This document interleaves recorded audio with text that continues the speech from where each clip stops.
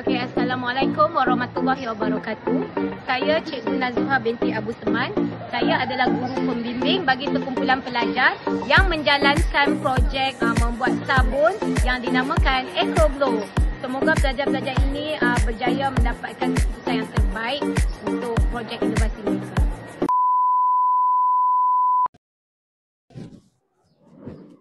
Tahukah anda sebanyak 150 juta liter minyak terpakai dibuang ke dalam longkang setiap tahun di Malaysia?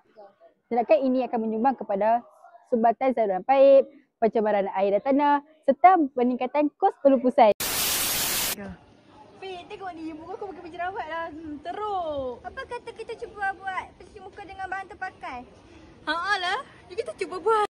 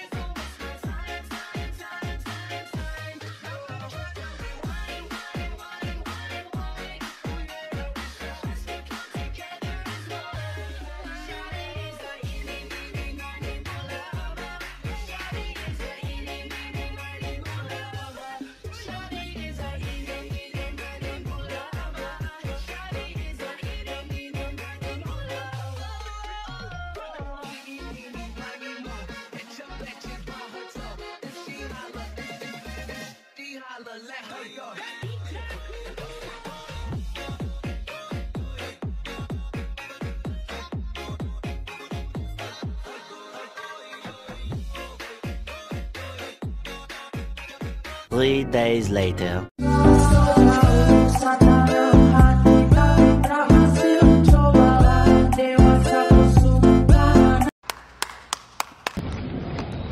Inilah sabun yang telah kita hasilkan.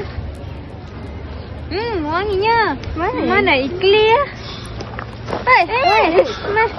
Nas, cubalah. Dah siap? Nah. Wah, Mari kita cuba melakukan ujian kebesaran terhadap sabun ini.